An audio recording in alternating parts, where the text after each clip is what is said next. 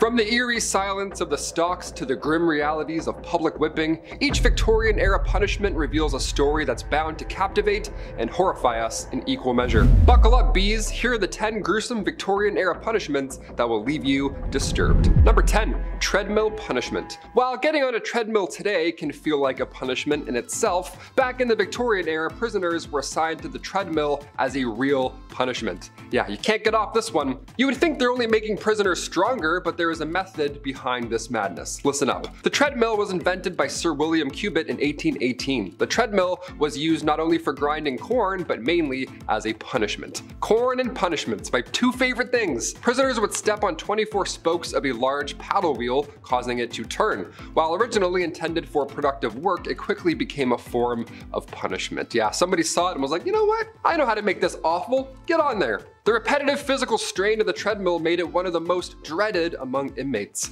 Just thinking about a treadmill right now is making my legs shake. Let's move on. Number 9. Amelia Dyer. During the Victorian era, rapid industrialization led to urban expansion, bringing with it increased disease, poverty, and unemployment. All those fun things that make a city. By 1856, the force had expanded to include inspectors tasked with investigating serious crimes. One notable event occurred in 1896 when reading detectives apprehended Amelia Dyer. She was convicted of multiple killings, the worst of the worst, the details of which I can't even say on YouTube or else our channel will get shut down. But the number of lives Amelia Dyer has taken, historians believe that number is around 400.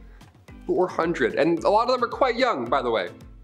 Quite young. If it weren't for the Readingboro police force and that small team of officers, who knows how many more lives would have been lost by the hands of one Amelia Dyer. 8. Transportation. In the 1800s, courts were looking for alternatives to hanging that were harsher than fines but not as brutal as, well, being hanged. Transportation then emerged as a viable punitive option. Initiated in 1717, this practice involved sending convicts away, just sending them away to colonies primarily in Australia at the time, where over 165,000 were transported over 80 years. Now, initially, convicts were housed on decrepit warships with a high mortality rate, of course due to unsanitary conditions, but the majority of those transported were male, ranging from quite young, again, very young, to individuals that were over 80. It could be anyone. These boats were crazy. The journey often included stops in Gibraltar, the West Indies, South America, or the Cape of Good Hope to resupply provisions before reaching various Australian settlements. To which they go, you, get out. Okay, let's do it. Number 7, the crank. Oh, the crank. It sounds easy, but you give it time. Prisoners often endured hard labor such as breaking stones or turning the crank machine, which was a handle that convicts had to turn thousands of times a day, and often for no purpose other than punishment. Yeah, it's like a wheel that'll, not a wheel, it's like a, this is a blooper, me going, it's like a, it's like those old cars where you had to roll the window down manually. It took you like 7.5 minutes. You're like, come on, I'm so hot. There we go, we found it.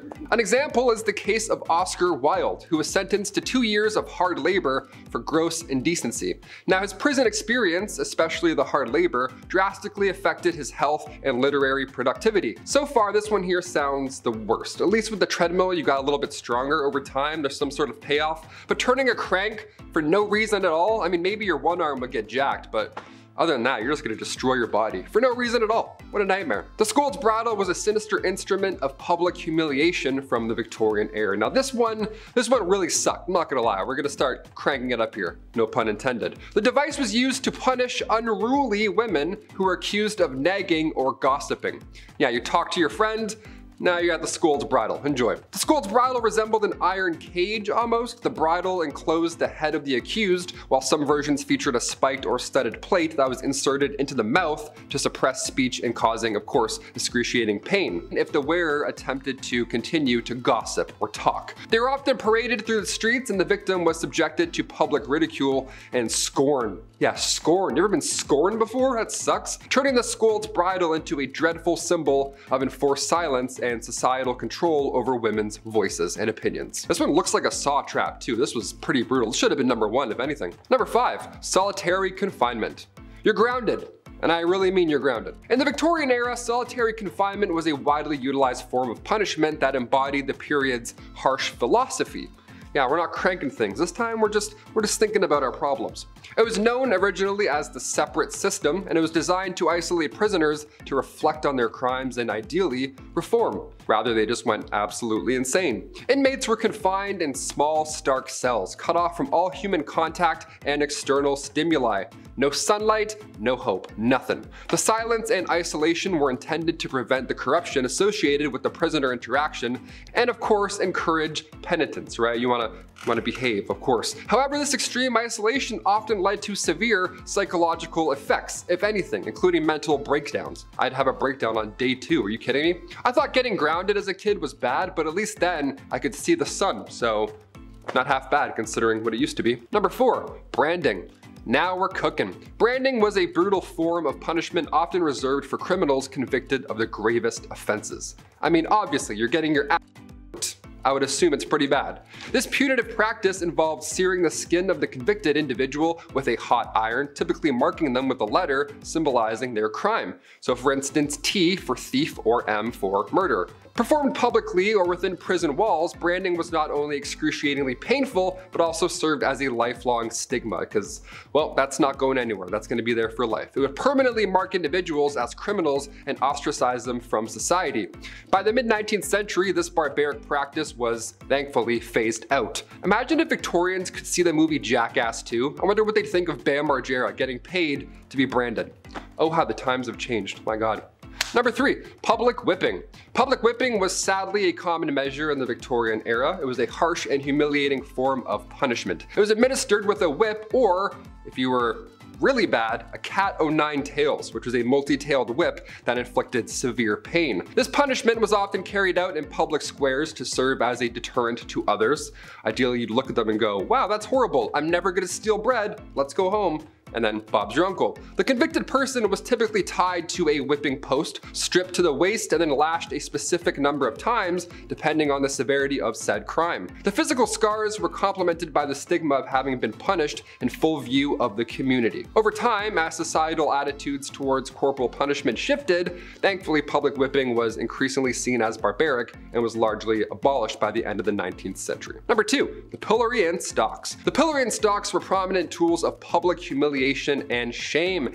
The pillory involved securing a person's head and hands in a wooden frame. You've probably seen this in any medieval times or whatever. They were usually elevated while stocks immobilized the offender's feet and sometimes their hand at ground level. Quite uncomfortable. Positioned in public squares, obviously, these devices exposed individuals to the ridicule and abuse of passerbyers who often hurled rotten food, mud, and verbal insults at you while you were just stuck there watching the whole thing.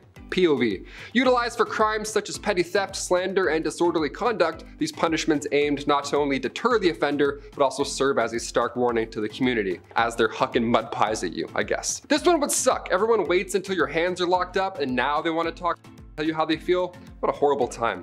I'd keep track of who's doing it and be like, okay, I'm coming back for you, sir. Number 1, hanging. During the Victorian era, hanging was the ultimate form of capital punishment, reserved for the most serious offenses such as treason and burglary, or of course, just killing another person. That'll probably do it. The execution was a public spectacle intended to deter criminal behavior within the community. Now, typically conducted at public gallows, the condemned person was dropped from a platform to ideally break the neck swiftly, though sometimes death by strangulation occurred, prolonging the suffering. That would be the worst. My long neck, I'd be screwed. That'd be 2 breaks right there. Famous individuals who met their end by hanging include Catherine Wilson, who was suspected of multiple poisonings and then later hanged in 1862, and William Palmer, the notorious Rugeley poisoner, was hanged in 1856. And everyone watched and just ate their lunch like it was UFC. They're like, oh, this is fun to watch, bring the kids, sure, why not? Over time, public executions were moved behind prison walls to quell the spectacle and growing distaste among the populace. I think if I had to pick any of these, I would do the pillory and stocks. Again, I would keep track of every neighbor who was talking shit. Once these unlocked, I'm going right for you. Throwing those mud pies at me, get lost. Kicking off the list at number 10. Boiling. Whenever I get in a bath that's too hot, I think of the medieval times. I can't help it. I can't believe this was once a real thing. I get chills thinking about it. Either water or oil would be used for this ancient punishment. To die by being boiled, that was reserved for those who poisoned others. So if you have any vials of poison, toss it. Don't do it, man, trust me. In 1531, the time King Henry VIII was running the show, they made boiling a capital punishment. So poisoning somebody back then was equal to treason. Therefore, it was agreed you should be boiled slowly in front of like, a room full of people. I would say that's the worst, but I know what's also to come on this list. Number 9. Water. Taking a step away from the worst physical thing one could possibly go through, let's take a look at how far the mind will go before it too breaks. Sensory deprivation is still around today. In fact, there's many who pay for it. Yeah, they lie in a dark tub full of salt, then they float and listen to Childish Gambino. It's a magical experience. Your senses are powerful, especially combined with water. So this dripping machine, this old water punishment, that was just all bad. You had ice cold water dripping on your forehead and your face over and over for hours and hours. Drops would be at different random times so you can predict it as well. My toes are wiggling while I'm talking about this. This is making me anxious right now. In medieval times, they would tie you down and then using a horn, a big ass funnel, they would pour 9 pints of water down your throat. So water is horrible in many ways. Number 8, fire. Can't talk about medieval punishments without mentioning this witchy classic. Commonly practiced in Babylonia and ancient Israel, then later on in Europe with the classic witch hunts, burning at the stake didn't come from churches, like many believe. They didn't call the shots there at all. That was mainly how small towns settled local beef. Yeah, by burning at the stake, instead of just like a fist fight at the park. Burning at the stake came in full swing way back in 1431 in France. French disbelievers like Joan of Arc, they were burned at the stake. It was crazy that they actually did this as a form of punishment. This is one of the worst medieval punishments, and believe me, there's a little bit of a silver lining here. It was quicker than most. Sometimes. Gunpowder was sometimes used so that the burning and stuff would be much faster and brighter and louder and much more horrible. A lot worse on paper, but a lot faster. So honestly, I think it's better. History is insane. Another red hot punishment used in medieval times was when the accused had to hold a red hot iron bar and then walk a few steps with it. A red hot iron bar, your hands were literally toast at that point. Here's where it gets even worse though. 3 days later, the accused would come back to the court, and then when the bandages were removed, if their hands were healing, they started to heal, they were deemed innocent. They were on the path to goodness and whatever. If their hands were still in horrible condition from, say, I don't know, holding a red hot iron bar, then they were pronounced guilty. That's how the courts worked back then. Number 7, the rack.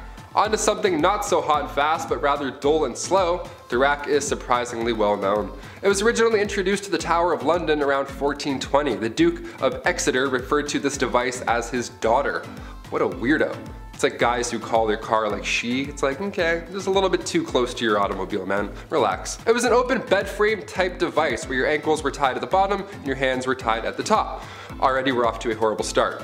It was horizontal as well, and sometimes it was up. It was all bad. It would just leave you hanging by these ropes, and these ropes were slowly tightened more and more, obviously causing some problems to muscles and joints that were, holding things in place. This was done to extract information. This is also one of the worst things I've heard. Even getting tickled like this would be horrible. I couldn't even imagine. I make jokes because I'm uncomfortable. Honestly, hit that thumbs up to spread some good vibes because we're not even halfway done, folks. Number 6, molten metal. This was another form of capital punishment, and if you've seen Game of Thrones, it'll ring a familiar bell. A few of these do, actually. Yikes. Metal would be heated up in a cauldron for a long time to the point where it was liquid. It was molten metal, just a soup of minerals. Look, we said this video wasn't for the faint-hearted, and here at Bumblebee, we like to keep that promise. They would then pour the molten metal on your head, or more commonly known, they pour it down the throat of the accused. Obviously, it wasn't done as a method to extract information, it was done to brutally end someone's life. Because they're not talking after that, of course. Execution by molten metal was supposedly done to a wealthy Roman general, Marcus Licinius Crassus, back in ancient times. The metal would burn your muscles and skin, literally cooking it, and then after a few moments, it would harden. Bad, bad, not good. Number 5. Keel hauling. Not to be confused with Kegels, keel hauling was reserved for the worst of the worst at sea. This was used by pirates for sailors who disobeyed orders and all that jazz. The victim would be suspended by a rope with rocks or weights around their ankles, then they're lowered to the keel of the ship where all the sharp barnacles live. After so long, these ships are so old, it's just piled on, layers and layers of barnacles. Then they would get dragged all along them with the water and everything. Water plus pain, it's a lot, it's a deadly combination. Anything to do with barnacles in the sea, no chance. I'll literally tell you anything, Blackbeard. Anything. Number 4, solitary confinement.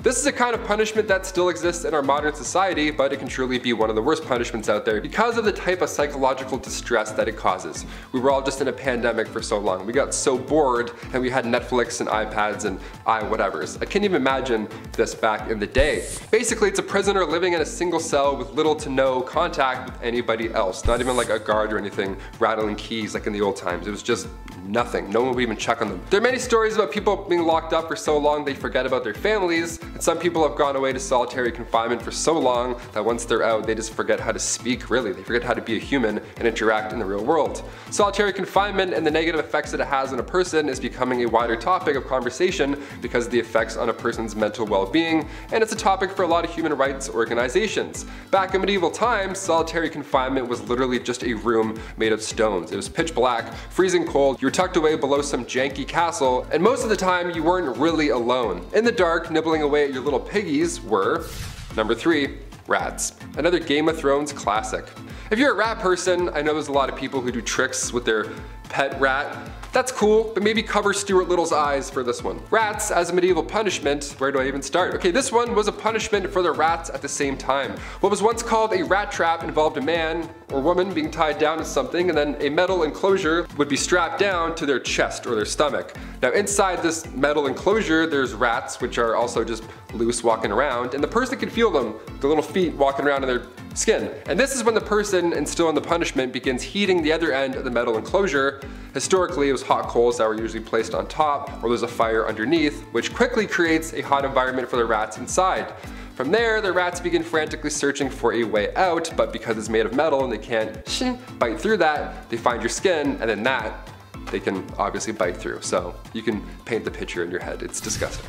Number 2, the breaking wheel. The breaking wheel is literally just a large disc, a pirate ship wheel almost, just lying there, where somebody is then tied to it and everybody else just hammers them and beats the shit out of them over and over. But of course, since we're talking about medieval times, everything has to be a show and whatnot, so once the accused was beaten and then presumed dead, the wheel would lift up and turn just to show everybody what's up. Another way to use the breaking wheel, yep, there was more than one, again, creative folks back then, they would tie a person to the wheel and then continue to rotate it, and then all the ropes below would get tighter and tighter and twist. Kind of like the rack, but with a literal twist. And finally coming in at number 1, the brazen bull. This one takes the rat's problem and then makes it a you problem. Out of all the ones on this list, the brazen bull is the last one that I would do straight up haunting. It's also been referred to as a Sicilian bull, and basically it's not too complex. There is a bronze sculpture, often in the shape of, you guessed it, a bull. But in medieval times, it was just a big closed cauldron, and usually it was large enough to fit a person inside. Yeah, this was in a Saw movie too, I believe. That's how you know it's a good one, when it's in the movie Saw.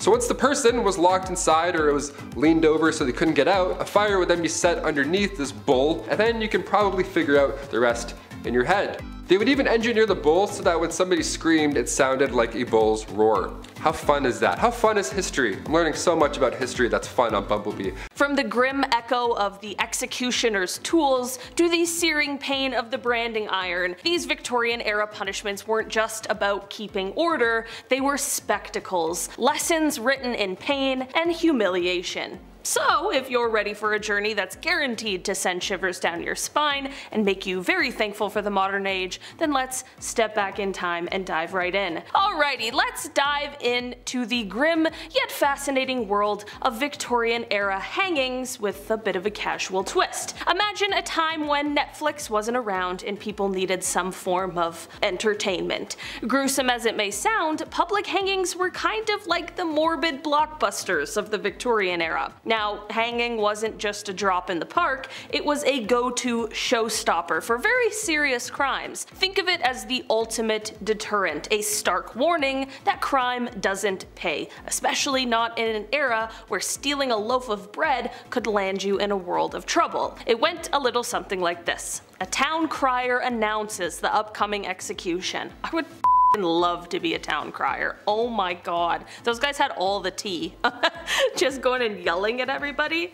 Oh I really wanted to do a town crier impersonation, but I just can't yell in here. Chris's ears would explode. A town crier announces the upcoming execution. Flyers are posted and word spreads like wildfire. On the big day, people flock from far and wide, creating a carnival-like atmosphere. There are vendors selling snacks, folks jostling for the best view, and an air of anticipation that's hard to miss. The condemned, often paraded through the streets, would then face their final curtain on the gallows, a platform designed for the very purpose of ending lives. The executioner, sometimes hooded, would place the rope around the prisoner's neck, a process watched with bated breath by the crowd. A quick pull of the lever and it was all over. But here's a twist in the tale. Public executions weren't just about punishment, they were also seen as moral lessons, live-action morality plays meant to instill fear and promote good behavior. Yet, the spectacle sometimes backfired. Sympathies occasionally swayed towards the unfortunate soul on the gallows, especially if the crowd deemed their crime petty or their behavior sympathetic. By 1868, Britain decided this was all a bit too much for public sensibilities and moved executions behind the solemn walls of prisons, away from the public's prying eyes and picnics. So next time you're queuing for the latest movie or binge watching a series, spare a thought for the Victorians, for whom a day out might have just involved a bit of gallows theater, complete with real life drama, tragedy, and unfortunately no encore for the star of the show. Ooh. Alright, next up on our list we have flogging. Spare the rod and spoil the child. If you've heard this phrase before, imagine it being taken to the extreme, as they often did in the Victorian era. Flogging wasn't just a quick slap on the wrist, it was a full-on event with the person typically tied up and given a set number of lashes that could leave scars for life.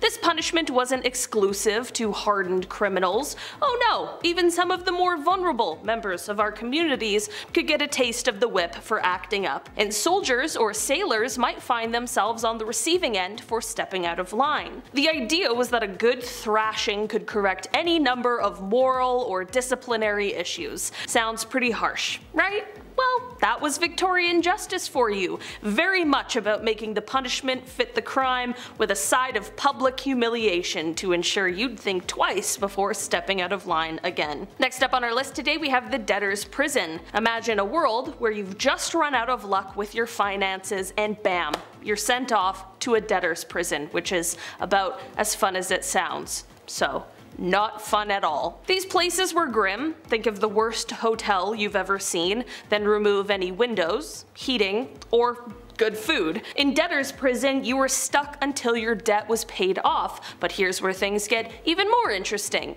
How in the world are you supposed to settle your debts when you're locked up and you can't work? It's kind of like trying to run a marathon with your legs tied together. Meanwhile, your family on the outside, yeah, forgot about them, they're just scrambling to get by without their main money earner, which often plunged them into their own financial crisis. Love that. It was just a vicious cycle that didn't do much for actually solving the problem of debt. Instead, it just added a hefty dose of misery and despair to the mix. It sounds like the Victorian era was actually just a lot of that. Misery and despair. So next time you're fretting about paying bills, just be thankful you're not doing it Victorian style, I guess. Or else I'd be in Rogers prison for my phone bill.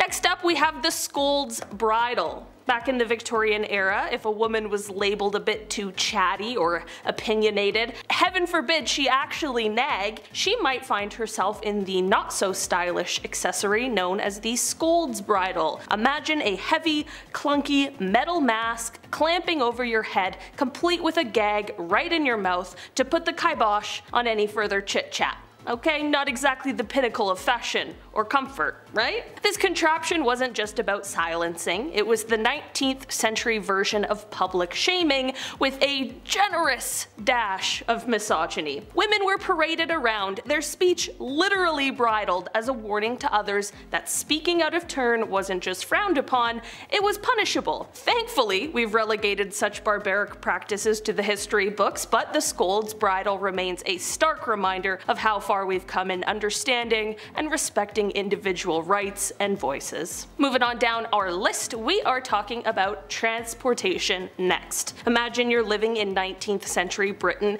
and things are frankly pretty bleak if you're not wearing a top hat and tails. Now imagine you've been caught stealing a loaf of bread, or heaven forbid, a handkerchief. The punishment? Well, you're not just going to the local jail, you're being shipped off to the other side of the world. Transportation meant being packed off to Australia or Tasmania, places that were as remote and alien as the moon for many Brits at the time. These were no pleasure cruises. The journey alone could take months on cramped, disease-ridden ships where survival was a coin toss. Once you arrived, if you were still kicking, congratulations! Your prize was hard labor in brutal conditions, often in chain gangs or remote outposts where the sun seemed to have a personal vendetta against you. And forget about a leisurely pint at the pub, you were there to work, building the infrastructure for new colonies, often in sweltering heat or other extreme conditions.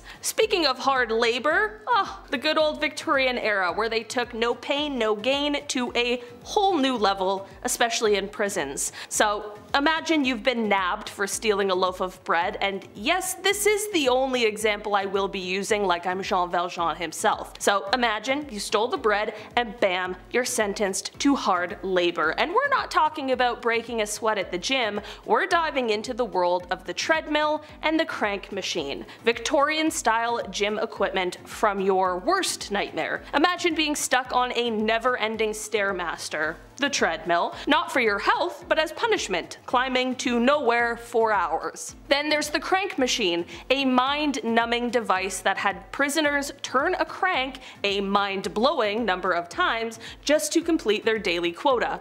And for what?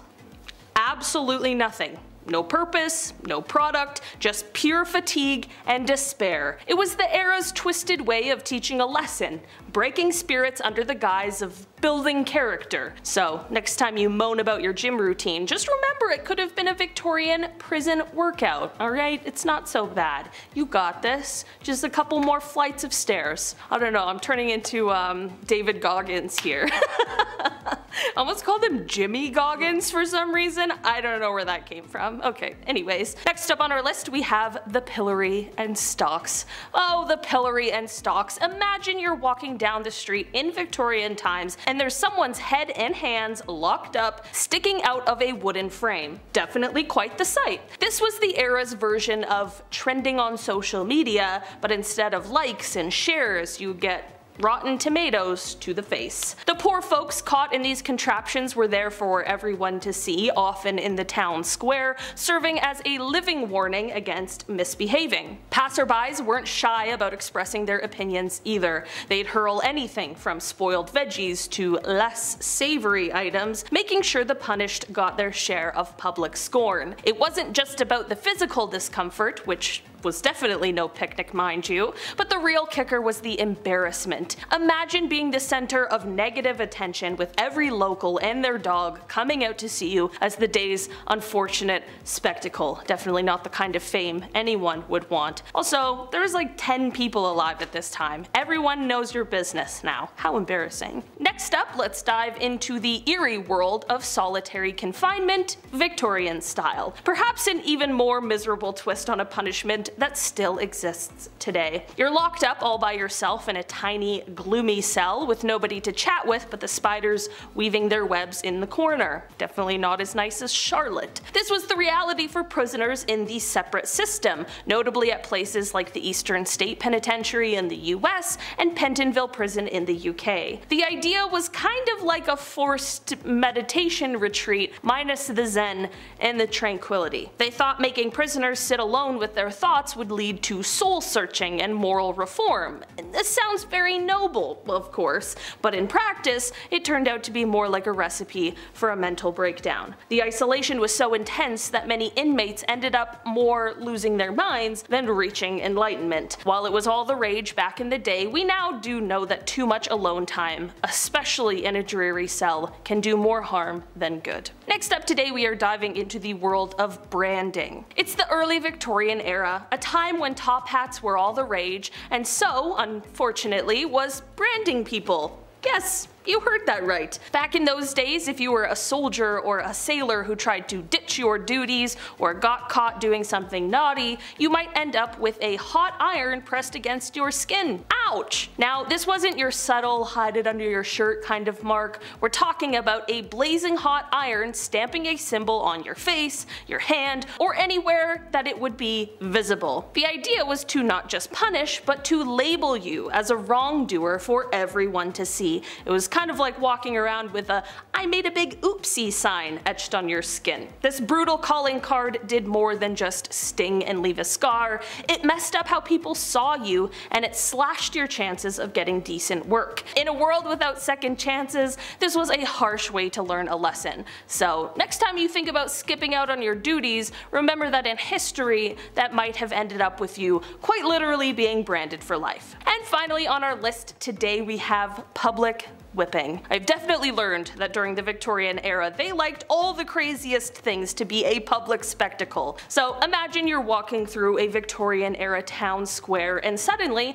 there's a crowd gathering. Something's going down and it's not the local fair, it's a public whipping. So some poor soul, shirt ripped off, is tied to a post right in the center of the action. The whip cracks, and it's not just the sound that sends shivers down your spine, it's the whole thing. People are watching, some with horror, others with a kind of grim satisfaction, as each lash marks the offender's back. The idea? It's not just about the pain, which is definitely plenty, but it's also about the embarrassment of being the day's main entertainment. Getting whipped in front of your neighbors, or worse, your family, is like adding a massive scoop of shame to your pain Sunday. Victorian society was big on moral lessons, and public whipping was like a live-action cautionary tale, saying break the rules and this could be you. Kinda puts a whole new spin on the idea of a public spectacle, doesn't it? From the oppressive silence of the silent system to the cruel confines of the gibbet, each punishment we're about to explore paints a vivid picture of a time when justice was as severe as it was merciless. So dim the lights, hold on to your seats, and let's uncover the macabre methods of control and correction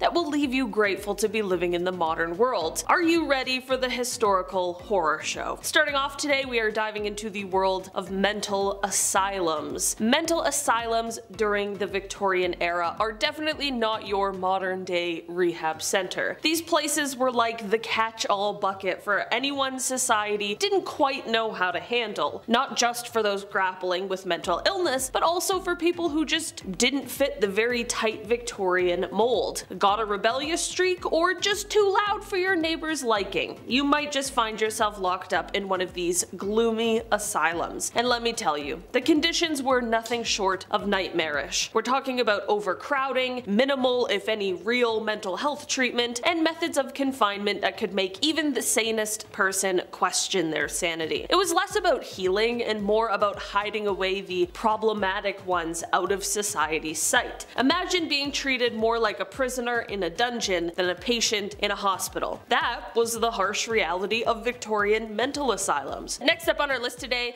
we have peine forte et dure. Imagine being accused of a crime in the not so good old days, and there you are, stubbornly refusing to plead guilty or not guilty because you know the system is rigged. Enter the nightmare fuel of the medieval world. This gruesome punishment method was something straight out of a horror flick. The accused would be laid flat and a board would be placed on top of their chest. Then stones, cold, heavy stones, are piled onto the board one by one. The weight increases, the breathing gets harder, and why endure such torture? It's all because of a loophole. By not pleading guilty or not guilty, the accused could avoid a formal trial, which meant even if they died under the weight, their family could still inherit their stuff. It was a brutal, desperate gamble. Though officially scrapped just before the Victorian era kicked in, the sheer horror horror of this punishment lingered in the public memory, kind of like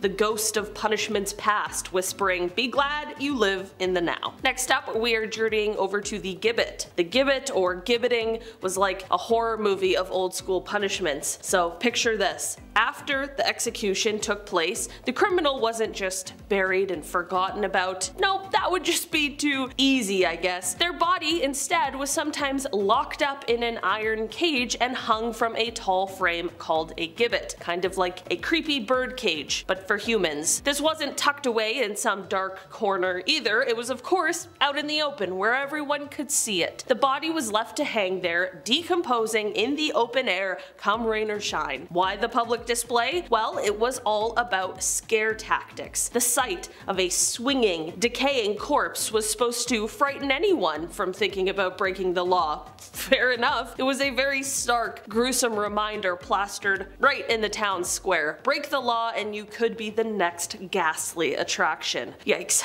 Talk about a deterrent. I don't think I'd commit any crime after that, actually. It's crazy. Even just like Scared Straight or whatever that show is. Like, that was enough for me. Just a real dead body hanging in the middle of the town square. So scary. Okay, I don't think I'd do well in the Victorian era, but I guess they wouldn't do well now. Imagine showing like TikTok to a Victorian child. Next up on our list today, we are talking about hulks. Before dedicated prisons became widespread, hulks were a common form of punishment. At first, hulks sounds more like something from like a pirate adventure than real life, but trust me, it was far from a swashbuckling good time. Before the days of modern prisons, these old creaky warships, stripped of their glory and no longer seaworthy, were anchored permanently in harbors to house prisoners. Imagine being crammed into the dank, dark belly of a decommissioned ship with scores of other unfortunate souls. Conditions on these floating prisons were nothing short of nightmarish. They were overcrowded, they were festering with disease, and the air was thick with despair. Prisoners were often put to back-breaking work during the day, maybe hammering away at shipbreaking or toiling in nearby docks or riverbanks, and life on a hull was just a grim, a slow, and a steady descent into misery, making it one of the punishments from the past that was as much about enduring harsh conditions as it was about serving time. Next up on our list today, we have shame. Public humiliation was a go-to tactic in the punishment playbook during the Victorian era, and honestly even before that. Imagine being caught for a petty theft or a public nuisance, and instead of just serving time or getting a ticket, you're slapped with a giant sign spelling out your crime, and then you are paraded around town. Or perhaps you'll find yourself locked in the stocks, stuck in one uncomfortable position in the town square. Here, everyone from cheeky kids to stern old-timers could get a good look at you, and they didn't just stare. Of course not. They jeered, they tossed rotten tomatoes, or worse, sometimes. It wasn't just about making you rethink your life choices, it was about showing everyone else what could happen if they stepped out of line. This kind of punishment turned lawbreakers into live lessons in morality, with a side of entertainment Victorian style. Kinda makes you glad that all you get is a parking ticket these days, right? I'm just saying, alright? Put that in the gratitude journal this morning. Next up on our list today, we have the drunkard's cloak. Speaking of shame, this was one method that definitely worked to embarrass anyone out of committing this crime, and it also showed that maybe the Victorians had a bit of a sense of humor, although a very morbid one. So imagine you're in a bustling town square and there's someone looking quite ridiculous and moving awkwardly among the crowd. This poor soul is decked out in the infamous drunkard's cloak, which is basically a barrel turned into a heavy, uncomfortable garment. Think of it as the original cone of shame, but for humans. This barrel, often with holes for the arms and head, turned public drunks into walking spectacles. Walking around in this bulky, clunky barrel made any movement a challenge and attracted all kinds of stares, snickers, and maybe even a few rotten tomatoes from onlookers. This cloak wasn't just a punishment, it was a public statement. I partied too hard, and look where it got me. Designed to shame the wearer and entertain the public, the drunkard's cloak was a bizarre blend of punishment and street theater. So next time you're thinking about overdoing it at happy hour, just be thankful you're not doing so in a time when the hangover could involve navigating the local market in a barrel. That would be horrible. Next up on our list, we have the silent system. Imagine stepping into a Victorian era prison and hearing absolutely nothing. That would be so creepy, right? And that is the silent system for you. Introduced as a shiny new way to keep prisoners from corrupting each other with their criminal chatter, this system took solitary confinement up a notch. Inmates were not only isolated, but were also required to remain completely silent. The idea was that the silence would help them reflect on their crimes and reform. Sounds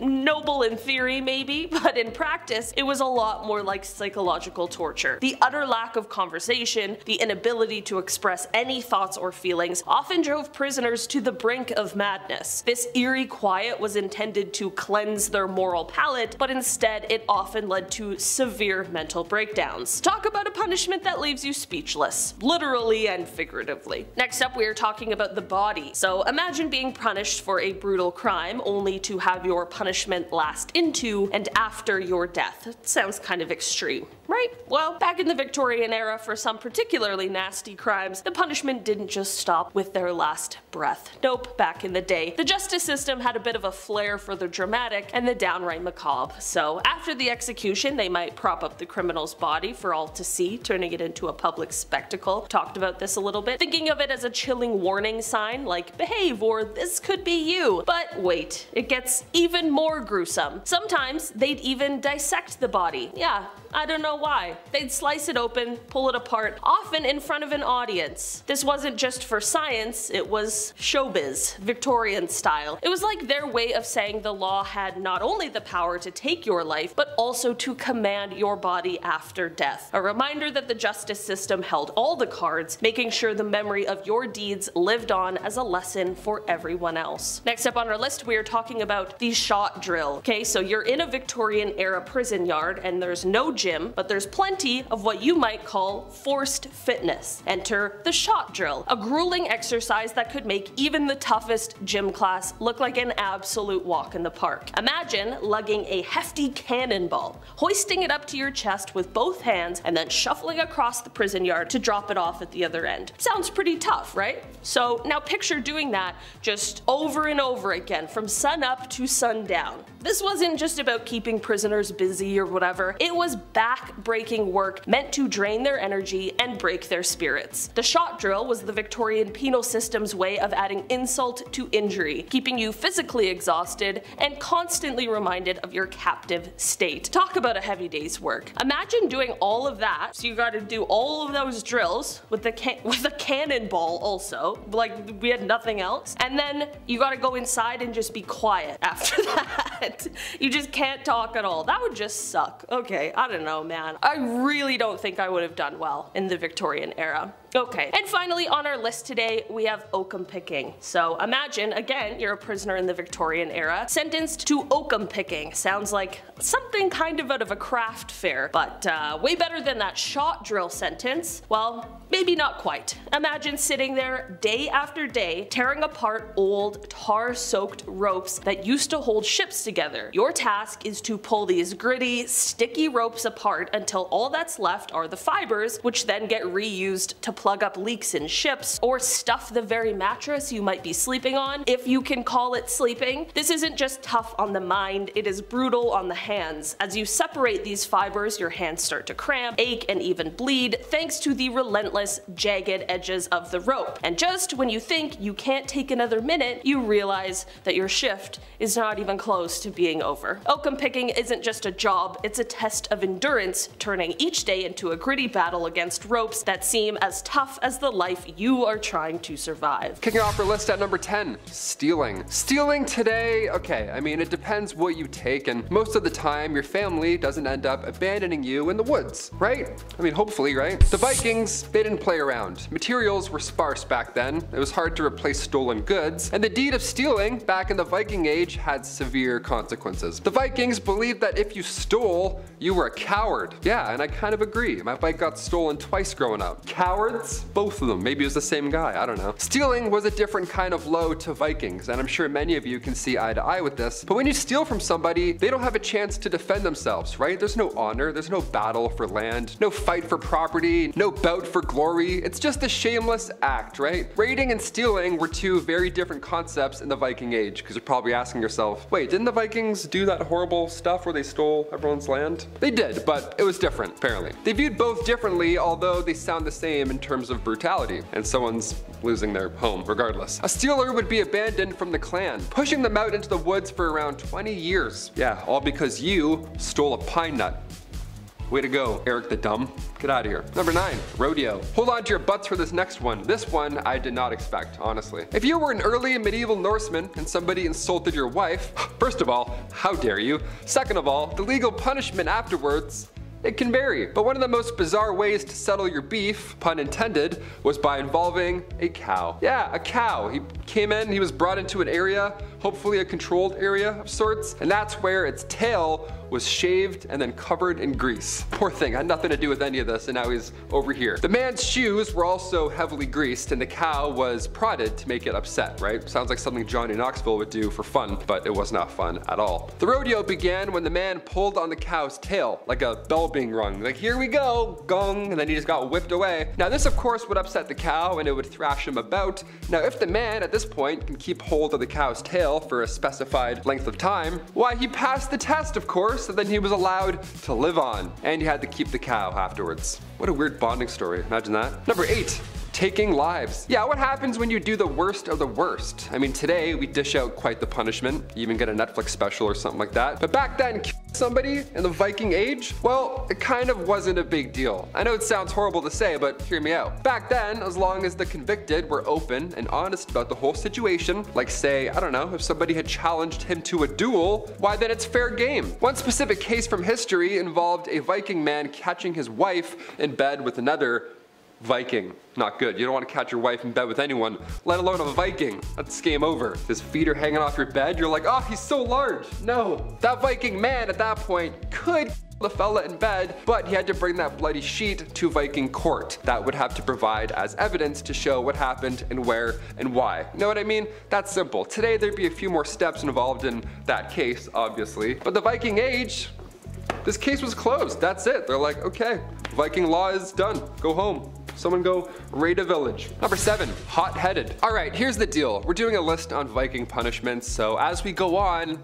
yeah, we're gonna get darker and darker with our content. For example, one method of punishment in the later Viking Age also happened to spread alongside Scandinavia's conversion to Christianity. So there's some thoughts and some actions, some questionable thoughts and actions going on in history. And this punishment was referred to as an ordeal by fire. This would involve the accused undergoing some painful exposure to heat. Maybe you drown in flames, maybe you have to eat some sort of fire or flame situation. I don't know. Either way, it was all terrible and it was very, very hot. They would have your hand put into a vat of boiling water or oil, or sometimes make you walk across hot coals. And you can only imagine how creative people were getting back then, right? You don't even want to know the rest. Can't even say what happened on YouTube. Use your imagination. Hit that thumbs up and use your imagination. Number 6, piece by piece. Okay, what's worse than ordeal by fire? Well, probably amputation. I'd have to go with the latter for sure. It's close. Definitely. In Viking societies, punishment was often dependent on status. The higher your status, the harder and longer your punishment was. High status folks got some pretty horrible stuff happening to them, honestly. If a thrall carried out a robbery at their master's command, well then it was the master that was punished. So instead of a quick death, they would amputate something. That's horrible. Yeah, continue being a royal, but now your life is going to be much harder. A real life example of such was Nut, the Danish king of England, back from 1016 to 1035. Now the king put in place a horribly grim law that thankfully died with him, but it stipulated back then that a woman committing adultery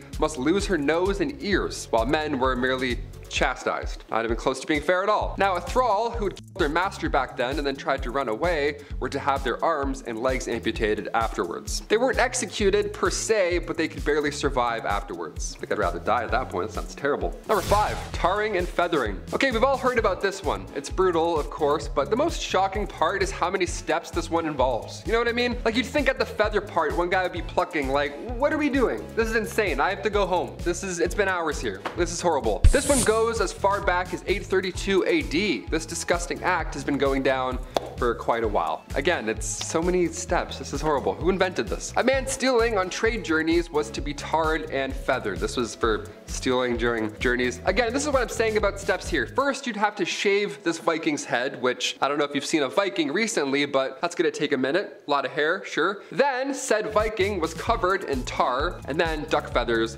chucked on top. Then, as if it couldn't get much worse, this poor guy covered in feathers and tar was forced to run between two lines of the men that he lived with and stole from. Now, at that point, these other guys would throw stones, bricks, anything painful, you name it. Now, anybody caught not throwing an object at the feathery fellow was liable to be fined. So I know it sucks, but grab something and grab it quick. If the thief did make it through this line alive, again, after being tarred and feathered, then he was off the hook from there on out. Then he was, I guess, innocent? I don't know. That's horrible. I wouldn't make that, no way. Number 4, trial by ordeal. Quite the ordeal indeed. Look, I mentioned ordeal by fire earlier, and that's quite a hot mess. But trial by ordeal is, I have no words. Humans are so stupid, honestly. Introduced after Christianity, wild. Trial by ordeal was used as a test to determine whether someone was innocent or guilty. And yeah, spoiler alert, it was in fact not foolproof at all. In fact, it made absolutely zero sense at all. Basically, the accused would be placed into the center of everybody, and then they would have severe pain inflicted upon them in a multitude of ways. Like, they all just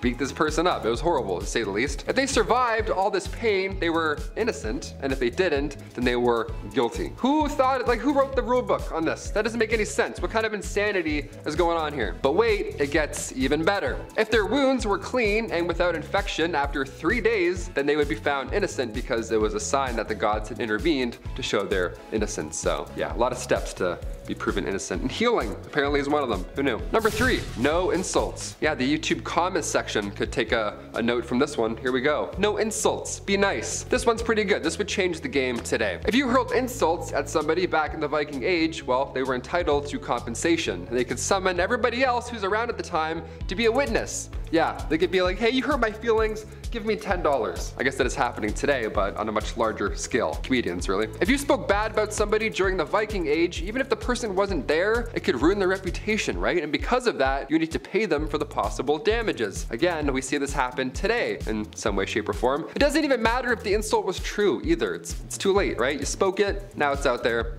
You did it. Your reputation was how you gained employment, met friends. It was a really important thing back then, more important than now. Can't be messed with, especially if you're a Viking. Yeah, no way. Also, if you insulted one man, you insulted his entire family as well. You know, the whole Viking rule. There were some words, however, where a man would be allowed to kill you if you said them to him. So yeah, choose wisely, I guess, with your insults. Number 2, rap battles. Before we get to our big bad number 1 spot on today's list, we have to mention the best part of Viking tradition, in my humble opinion. Battles, but with words. Not with our fists, with our emotions. Flighting, or rap battles, or my favorite part of history, I would have killed it, honestly. I was writing some before lunch and I think I'm okay. During those days, you needed ways to pass time, right? If you couldn't play hockey and there weren't any villages to destroy, what does a Viking do? Why, you have loud poetry, that's what you do. Flighting comes from the Old Norse flyta, meaning provocation. It's basically insult exchange, but make it theater. Now it's just ASAP Rocky. Norse literature really has tales of their gods fighting. Imagine that. Imagine how cool that would be. Imagine the next season of Loki and he's battling Freya in some sort of rap circle, some cipher. That'd be amazing. The whole purpose here was not to see who could diss the other's hometown the hardest, but rather this was a challenge in order to see who can spontaneously think of a poetic retort. It's all brains and no brawn. A little different than traditional Viking battles, right? In Anglo-Saxon England, fighting would go down during a great feast. Imagine that, you'd enjoy a roast while watching a roast in real life. Double the roast, double the fun. Later, this was of course entertainment in the 15th and 16th centuries in Scotland. But don't get it twisted, Viking fighting got pretty intense. And finally, number 1, the blood eagle. The best/worst for last. Here we go. This was a ritual method of execution that was detailed in late skaldic poetry. Again, if you're eating food right now, maybe give it a break for a minute. I don't know, giving you a heads up. In the 2 instances where this horrible punishment was mentioned, the victims, historically, who both happened to be members of the royal family, they were both in the prone position, right? So they would lie flat on their tummies, then they would have their ribs severed from their spine using a sharp tool, then they had their lungs pulled out through the opening to create this sort of like,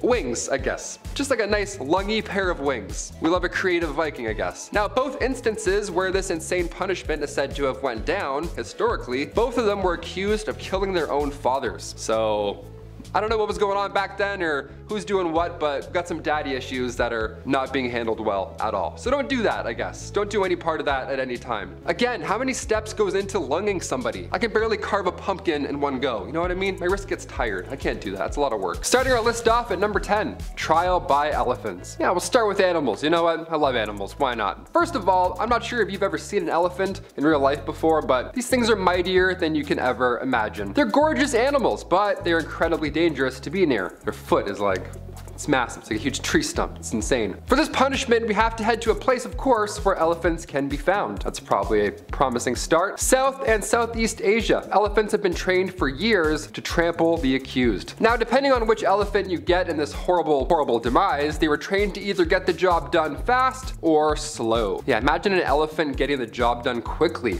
Sounds like something you'd never want to witness for yourself, right? Wrong. No, these punishments were all public. It was almost like a show, like ancient Romans Colosseum. We think of that and we think of lions and we're like, wow, that must have been terrifying. Yeah, imagine that, but now it's an elephant with a big floppy nose too. Really loud. They're loud. That's a scary way to go. But at least that's a quick way to go, unlike this next one here. Number 9, drawing and quartering.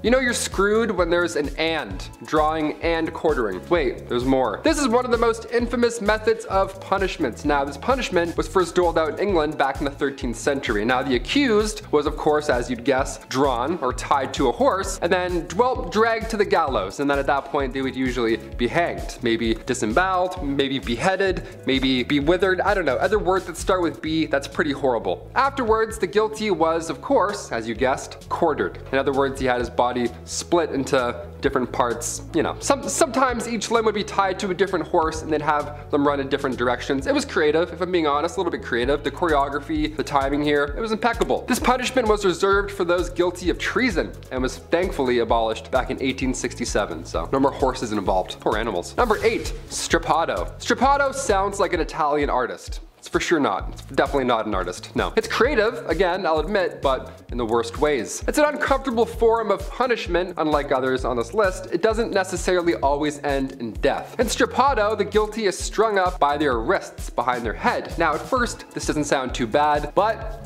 again, just wait. The awkward angle is pretty much guaranteed to cause dislocation of the shoulders. But if that doesn't really kill ya, weights may be added. And then at that point, your body's not gonna recover. Thought to have originated in medieval times, of course, always medieval times, could have guessed that one. During the Inquisition, strappado has been used, sadly, into the 21st century. I don't know what they do in UFC, but there's probably a little bit strappado going on there. Little armbar strappado? No thanks. Number 7, keel hauling. As somebody who's not a fan of water, this type of punishment I can't even imagine. I wouldn't even get on the boat to begin with. Already scary. It sounds like something from Game of Thrones, and it can vary depending on how bad the ocean or the boat is. Imagine that as a lead up. Yeah, the ocean looks pretty rough today. Maybe you'll make it. This punishment was reserved, of course, for sailors at sea. Couple of naughty mateys. Now, it was first performed by the Dutch Navy back in the late 16th century, and what would happen was, well, the accused, they would be tied with a rope and then dragged underwater from one end of a ship all the way to the other, around the rudder, around all that bad shit down there. And while many died, obviously, being flossed around a pirate ship covered in barnacles, it wasn't always fatal, if you can believe that. Not always, but a good amount of time, definitely. Yeah, you're not coming back from that. I can't even hold my breath for that long, no way. Number 6, molten metal. I don't have to explain this one. You've seen Game of Thrones. This is the worst. This should have been number 1 maybe, I don't know. I'm guessing myself right now. This skin crawling punishment was a form of capital punishment because, well yeah, there's no way you're gonna bounce back from this. While gruesome, this punishment has a fairly simple explanation. They would just pour molten metal or something extremely hot and not great down the accused throat. I'll tell you what, that's probably gonna do the trick. At least it's gonna be fast, right? In Game of Thrones, it was pretty fast. There was like 3 minutes left in the episode. Guy did it, boom, roll credits. That's fine, that's a good way to go. Beats elephants, in my humble opinion. Usually during this punishment, they would do things to ensure that your throat would stay open during the pouring of the hot metal. And to that I have to ask, does that even matter at this point? Put on my face, my back, my feet, either way, I'm fainting and I'm not waking up. Sounds like that show Uh-Oh from the 90s. Just dumping things. I don't want anything dumped on me. Milk, molten metal, rats, nothing. Number 5, sawing. Yeah, sawing. You know, again, another one I don't have to explain too much here, hopefully. Mostly seen in Rome, Spain, and some portions of Asia. It's common, it's a pretty common, straightforward idea, sawing is. You can imagine this one already, right? We sure hope you can because, well, we can't show it. Of course. This is another straightforward one, unfortunately. Capital punishment at its cruelest, getting sawed in half. Again, to the public. Yeah, here's a fun one. Here's a fun show. Drive-in movies or sawing? I'm not sure. Here's a fact that some folk don't quite realize. This one sends shivers down my spine. But sometimes the sawing was done from top to bottom, not side to side. It's almost impressive, right? It's like cutting a carrot in half vertically. It's a little awkward. It's rolling around a bit, but you know what? They did it somehow. Through bones in your soul. Mazzatello. Occasionally used by the Papal States for only some of the most, terrible crimes or crimes that were considered bad at the time. Basically, the person who was being taken care of, they would be led to a scaffold that was located again in the public square. Classic. Everyone come on out. Grab your family, your aunts, your uncles. We're watching something today. Classic. This person would be accompanied by a priest, and on the scaffold would lie a coffin. How fitting. A coffin, and of course, a masked executioner who is dressed in all black with a zipper mouth, probably. I don't know. A prayer would be said for the soul of the condemned, because, I mean, sure, everyone's watching, like, oh yes, of course. And then when that time came, the executioner would swing a mallet into the air and then bring it down on the head of the prisoner. Now, sometimes, and hopefully this one blow would be enough to take their lives, and sometimes it would just render them unconscious, which would then lead them to their throat being, you get it. None of these sound great, but this one, it sucks really bad. It's like, hey, you're gonna get hit, and then it might get worse. I don't know. Necklacing.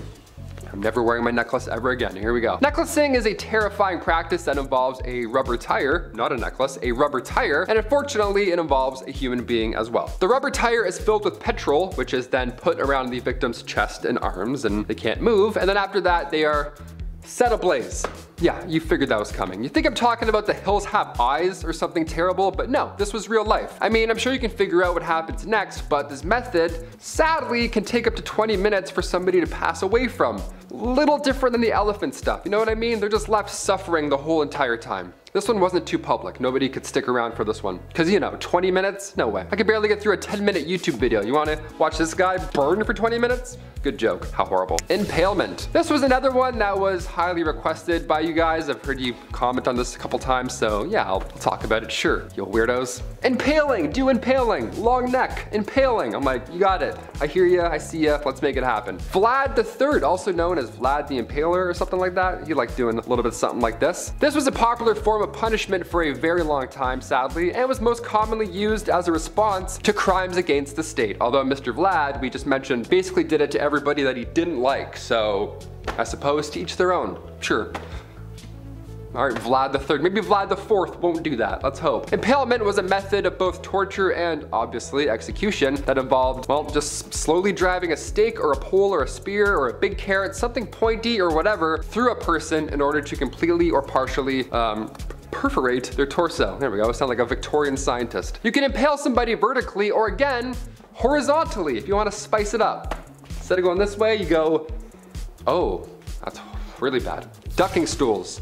Medieval times, here we go. If you can do math, you're going for a swim. This was a punishment used in the 16th and 17th century in England and New England. And it was usually a punishment that was reserved for women. Women who could do bed maths. There you go, you're a witch. Have a nice dip. This punishment was given to a woman for doing what was considered unwomanly things. Back then, whatever that was supposed to mean, and it was ridiculous. Apparently this included things like having an argument with their husband, taking a dip, fighting with the neighbors, you're going for a swim, gossiping and backstabbing, how dare thee, you're going swimming. Whoever made these rules clearly had never met a man or a friend, because newsflash, everyone does all those things. I did all those before I even came in here to film, so hopefully I don't get dunked in the river. But basically this punishment would see a woman being tied up to a stool and then dropped into a lake or stream over and over again, while a bunch of dudes with no teeth watched and they're like, yeah, that's what you get for being smart and talking back with your opinions. On International Women's Day, we're posting this one too, eh? How ironic is that? Imagine living somewhere where you could literally be asked, hey, could you die over there please? Called prohibition of death laws. They've shown up through history and around the world, and some argue that not much action is taken to enforce or punish violators, but that's because it'd be kinda hard, right? Well, this is the island of Delos, considered a holy site by the ancient Greeks. You can see many of the old temples and statues that were erected in worship of the gods there. Check her out, she's a beaut, Clark. Classic architecture, clear teal waters, and dream vacay. No better place than to die. Until the 6th century BC, when a whack-job tyrant named Pisistratus ordered all of his soldiers, serfs, workers, whatever, to remove every dead body from the island as they had rendered it impure. Shovels in hands, they really did remove the dead bodies one by one until they felt they were all gone. I doubt you can actually remove all the dead bodies from any piece of land, but I imagine they probably got pretty damn close. And from there it became law in the Greek kingdom that it was illegal to die on the island of Delos. I guess if you drop dead, they just like leave a fine on your body, tuck it in your belt loop maybe, all saucy like, who knows. This wasn't the only place this happened though. Check out the coastal town of Le Lavador, France. Sheesh, what is up with not being able to die in luxury? This is nice! Anyways, due to the disputes over the crowded cemeteries, ordinances to build new cemeteries, and conflicts with local environmentalists, the mayor just tossed his hands up and said, you know what?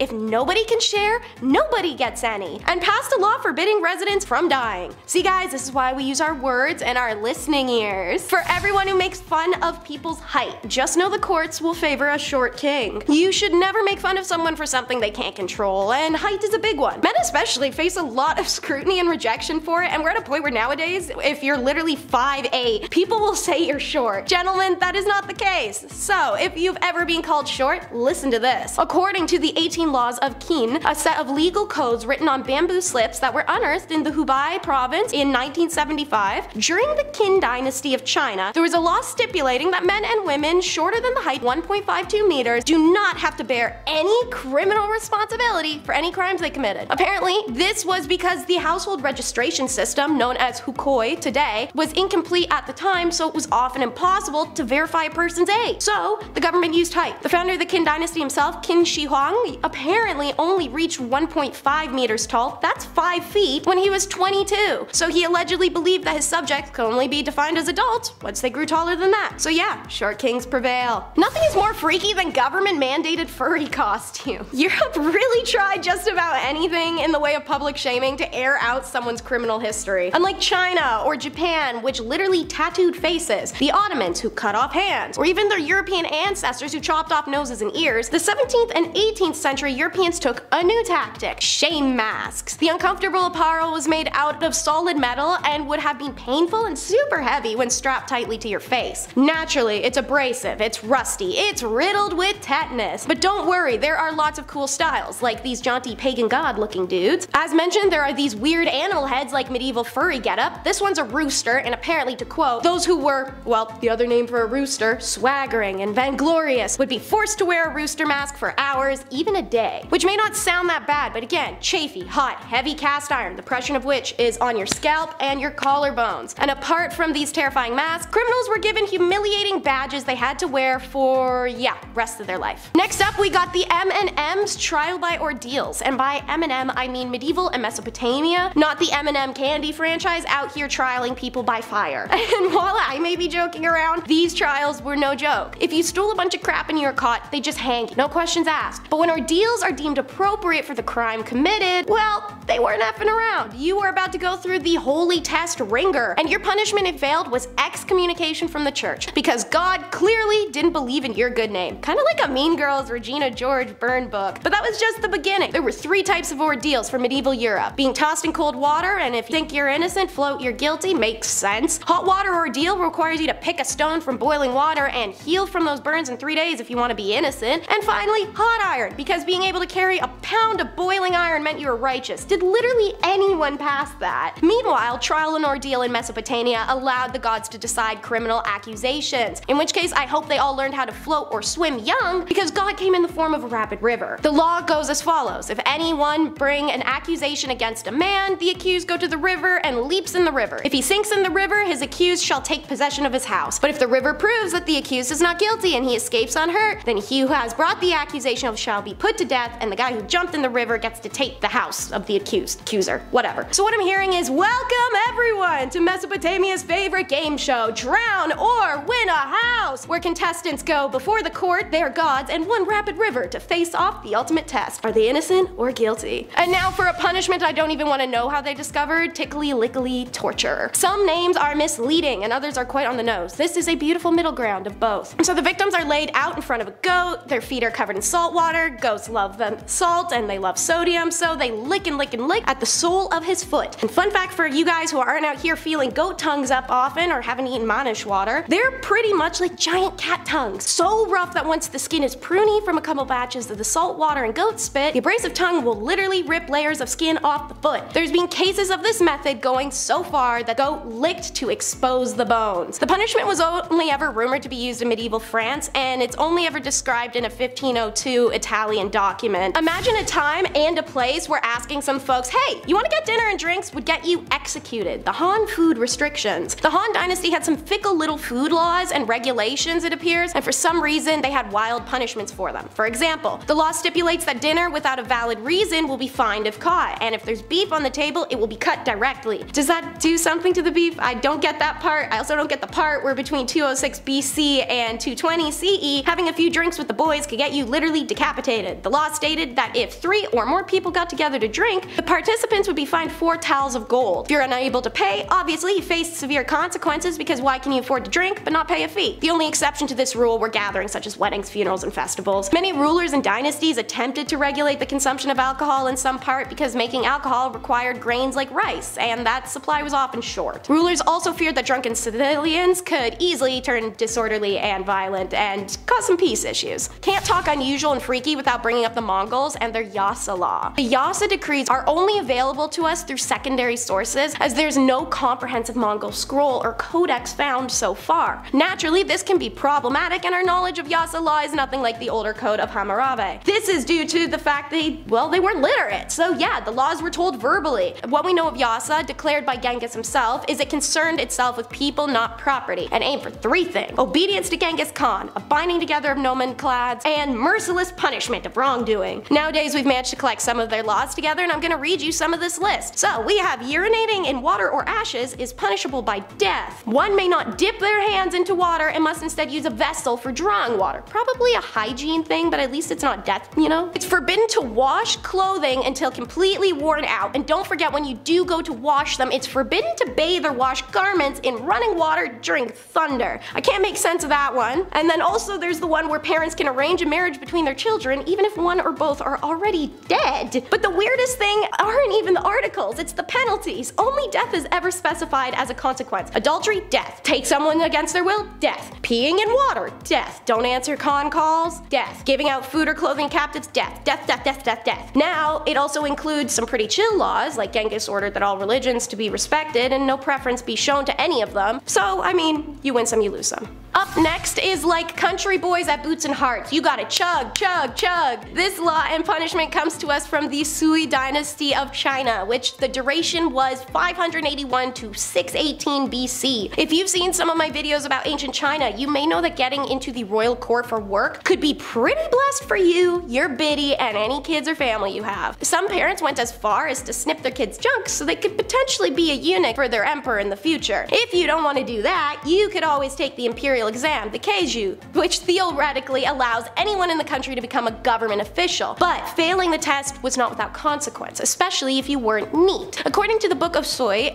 the official historical records of the Soi dynasty, the laws stipulated that examinees with bad handwriting would be punished by being forced to drink 1 sheng of ink, aka a literal liter. Don't think you can drop out either once you learn that and you know you can't improve your handwriting in time. The penalty for dropping out is also to chug down some ink. Why so extreme over some exams? Well, exam answers were in theory written by the emperor, even though in practice his officials would be the ones doing the grading. So even if the emperor didn't see it, bad handwriting indicated disrespect to him, the son of heaven. Also, if you failed the examination, guess what your punishment is? Drink some more ink. Had to throw something violently nauseating in on this list at some point, so we got death by Dumbo. This is gonna be rough, you guys, and it makes it obvious colonies of Asia were not effing around. Hope you're ready. So, elephants were used to crush and even gore criminals to death in medieval South and Southeast Asia. This method was popular in India from the Mughal period into the late 19th century. The criminals were laid down either face down, a blessing I imagine, or face up to see their incoming demise, which was wild, angry elephants, who ran over them repeatedly, ensuring a quick yet very painful death. The most common form, however, was mano a mano, when a convict was laid down and an elephant walked over to the execution site by the handlers and deliberately made to stamp on the torso or head. Elephants are clever creatures, and reportedly they could be taught to slice and gore criminals to death with pointed blades fitted to their tusks. Imagine an elephant in a blind rage running at you with butcher knives duct taped to its tusks, because that's literally what their last moments would have been like. Alright, let's talk mud now. Not any old mud, it's mud. The glorious mud. Gonna say mud way too much, it's gonna feel made up. So, execution by suffocation was a common practice of the ancients. Look at hanging, or whack stuff, like water torment. However, in the medieval period, a very strange kind of suffocation technique was used called mud, the glorious mud. And yes, you have to say it like that, so follow me on screen. Mud, the glorious mud. Yay! Okay, I'll stop. So, some historians tell us that criminals would be killed by throwing him or her into a pit of stinky mud, usually also packed with human filth and feces, because this is medieval Europe. The convict would either die by drowning or by suffocation. However, this was also a common accidental death for the exhausted armor-laden soldiers laying injured on battlefields. Anyways, being drowned or suffocated in mud for punishment does seem to have been rare, thankfully, primarily known to happen in the Burgundy region of France, where it was a punishment reserved specifically for women who left their husbands. Number 10. Trial by jury. The concept of trial by jury can be traced back to ancient Greece and Rome. Don't get me wrong, that's old school. But the first recorded use of a modern jury system, that dates back to the 12th century England. Medieval England, yes, let's get some men in a room and point at witches. Henry II introduced the practice to replace previous methods of trial, which at that point was relying on physical combat or divine intervention, all that kind of like that. Under this new system, a group of 12 men from the community would be chosen to hear evidence and determine the guilt or innocence of said accused. Right? A little better, a little, you know, less witchcraft, more, okay, we're all talking now, we're conversing. This system gradually spread throughout Europe and then beyond, so on and danforth, and it became an important cornerstone of many modern legal systems. Back in the day, this was a noble deed. It was an honor to be part of the jury, you know? Today, not really so much, not the same at all. You're like, what? No, I don't want to do that. It's gonna take so long. It's gonna be like 4 weeks of jury duty. I haven't done it yet. I've just jinxed myself. I'm gonna get called any day now. Don't answer, you know what I mean? Just don't answer your mail, don't look, just avoid it. That's what I do. Number 9, the stocks. All right, relax stock bros. I'm not talking about those stocks. I'm talking medieval stocks. Those ones are a bit different. Those ones were very bad. Those are all bad. The stocks were a common form of punishment in medieval times. The convicted person's ankles were locked into these wooden boards with holes for their feet and stuff, and their hands were sometimes also restrained. We've seen this before. Usually people are like this. You go to a theme park, you pose with your family in one of these things, you're like, hey, I'm stuck. You're like, get me out, this is scary. They would be left in public spaces like that, such as the marketplace or town square, anywhere public because, why, of course, you know, shame, we gotta shame everyone back then. And if that wasn't bad enough, the accused would then be pelted with food or even physically attacked by the crowd. Imagine that, imagine being so sparse for food and you're like, yeah, let's throw our bread at that guy. It's like, what a waste, we need that. The duration of the punishment, this varied, but it could range from a few hours to several days. Yeah, locked up like this for days at a time. What a joke. It was used for various crimes, theft, drunkenness, and slander, and it was intended to humiliate and shame the offender while also serving as a deterrent to others. Guys like, oh, I'd hate to be that guy over there. Yeah, for sure. All right, let's throw food at him now. Sick. So dumb. So dumb. Number 8, the drunkard's cloak. Yeah, this one's quite funny. Not really, but we'll see. The drunkard's cloak, also known as the barrel or the shaming cloak. Again, shame, big important step back there. This was a humiliating punishment used in medieval times for people who were drunk or disorderly in public. This drunk person, they were forced to wear a large barrel or a cloak made of wood or heavy cloth, something big and obvious with holes cut out for their heads and arms. Like they're a big mascot, a big barrel mascot in medieval times. And sometimes they would have offensive messages or images painted on it. You know what I mean? Like the piece of paper that says kick me. That was like the old school version of that, much worse. The person would then be paraded through town in this garment, this outfit, this big barrel and not fun, often with crowds throwing garbage or food at them. You know, that kind of medieval Game of Thrones stuff. This punishment was intended to publicly shame the person as well. So yeah, shame, and then we'll go into the rough nitty-gritty stuff at the end here. Number 7, eavesdropping. Eavesdropping back in the day. I mean, today we've all done it, right? We've all listened at some point in our lives to somebody we don't know. Every time I hear somebody in our hallway, in our apartment, I have to look, right? I'm like, who is it? Someone breaking in? But if you did it during the dark ages, if you listened in on a conversation you weren't supposed to hear, well, there were some serious consequences that were waiting for you. Eavesdropping was considered a serious crime back then. That's why they're always whispering in Game of Thrones. Now it makes sense, right? The act of secretly listening in on someone's conversation without their knowledge and or consent, well, this crime was viewed as a breach of privacy and trust. How dare thee. It was often associated with other crimes such as treason or espionage. This was a big bad espionage? Are you kidding? Just because you heard someone say something? Get out of here. Punishments here could include fines, public humiliation, classic, imprisonment, or yeah, remember what happened to Littlefinger in Game of Thrones? Not great. There's worse stuff that could be done. Yikes. Horrible. Number 6, specific hunting. Yeah, you gotta be sure which where you throw an arrow back then. In medieval England, the hunting of the king's deer was considered a very serious crime. Yeah, not that deer. That one's fine, but just don't you hit that one. The act of killing or even injuring a deer was punished harshly under the Royal Forest Law, which was enforced by the king's foresters. That'd be a cool job, just rolling through the forest looking for people. The law applied only to the king's forests, which were areas of land set aside specifically for hunting for his food. Violators could be subjected to a variety of punishments, including fines, imprisonments, and even mutilation. Yeah, a little different than public humiliation. It's just mutilation this time. This law was meant to preserve the deer population for the king's personal use and enjoyment, and served as a way for the monarchy to maintain control over the forest and the resources that it provided. So if you want food, go to that forest over there. It's not even a forest, it's like a marsh. It's horrible. It's like 3 frogs left. Good luck. Number 5, heretic's fork. Yeah, a lot like this. This one sucked. The medieval heretic's fork was a device used during the Inquisition to punish individuals accused of heresy. You hear the wrong stuff and then you say the wrong stuff, no matter what you do, bad punishment awaits. Some forks going in a place you don't want it to be. This punishment consisted of a long metal fork with 2 prongs that were placed under the chin and the sternum of the accused, making it so you had to stay upright or else, yeah, not good. The device was designed to keep the person awake and prevent them from speaking and or swallowing,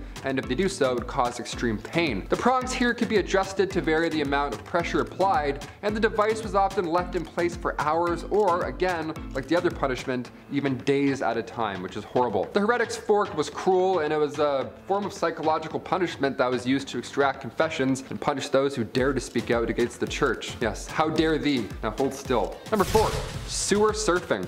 It's not as cool as you're imagining, but it's something along those lines. Also known as sewer hunting and or draining, sewer surfing was a popular but illegal activity during the Dark Ages, and involved navigating through the underground sewage systems of cities, typically for thievery or other illicit activities, trying to find some gold, something, I don't know, something shady going on under the city. Sewer surfing was often punished severely, more than you'd think here. Guys going through garbage, they're like, hang him. It's like, what? It was also considered a violation of the law and a danger to public health. You go down there, you come back up with, I don't know, a plague that you found down there. You don't want that. You don't want a rat to bite you. Offenders would face fines, imprisonment, or even the gallows. However, despite the risks and penalties, many people continued to participate in this dangerous activity, as it was their only means of survival or adventure, or money or goods or anything really. It led to numerous arrests and punishments throughout the medieval period. Honestly, fair, I don't know, you never know. Somebody may have lost a nice pocket watch, or maybe you'll find rats and then get really sick. 50-50. I found a pocket watch, and also the town is violently ill, so I'm rich, sorry. Number 3, blasphemy. Blasphemy! You almost have to yell it every time you say it, you know? Blasphemy was considered a serious crime in medieval times. It involved speaking ill or speaking contemptuously about God, Jesus, and or the church. That's a big no-no back then. Big no-no. This was seen as a direct attack to God and the faith. It was considered a threat to the very fabric of society just because you said some shit. Blasphemers could be punished in various ways. At this point, you probably know them. Imprisonment, flogging, and or, well, yeah, just you're dead now. In some cases, offenders were forced to wear a blasphemer's bridle, which was a metal mask with a spike that was inserted into the offender's mouth, which would of course prevent them from speaking more. Blasphemy laws varied across different regions and periods throughout medieval European history, but they all shared a common goal of protecting the sanity of religious beliefs and shoving metal into a human's mouth. All those things were very important to the faith. It's good stuff. Number 2, beard tax. I tried to grow a beard for like 2 weeks and I just immediately bailed on the whole thing. I was like, hey, you'll see me guys, I'll show you. And then I came back, didn't even talk about it. In medieval times, I would have been fine, honestly. This is it's a weird tax. There were periods and regions in medieval history where facial hair was regulated and or frowned upon. Imagine that, right? Guys trying to grow it out, has a little stubble. Everyone's like, ugh. Really, Alexander the 7th, really? During the reign of Henry VIII in England, a beard tax, cha-ching, was imposed to, well, only men with beards over 2 weeks old. They were required to pay. If you were day 13, they're like, all right, we'll see you tomorrow. You better figure this whole thing out, mister. Vikings, however, what about them? In the Dark Ages, Vikings, they were all about the beards. What happened? Beards, when it came to Vikings, they were highly valued and considered a sign of masculinity and strength. Again, I'd be screwed if it was that time. I'd be good over here, but then I'm a very weak man over here. Know what I mean? No tax and then no muscle. Taylor McWaters, no tax and no muscle. And finally, number 1, not reporting a dead body. Yeah, we've all seen Stand By Me. This can lead to some problems, some troublesome things. This last one here is pretty obvious in theory, but the way that they handled it back then was pretty crazy. We're not doing it the same today. Thank God. Thank the church and the lords. In medieval times, roughly around 1240, the law surrounding the discovery of a dead body, surprise, what's this? Who is this? This varied depending on the region and the time period. But generally, if somebody discovered a, who is this skeleton? What's this? Generally, at that time, they were required to report it to the courts or the lords. The lords, you know the lords, go tell the lords. Failure to do so could result in punishment, as of course, it was considered suspicious behavior.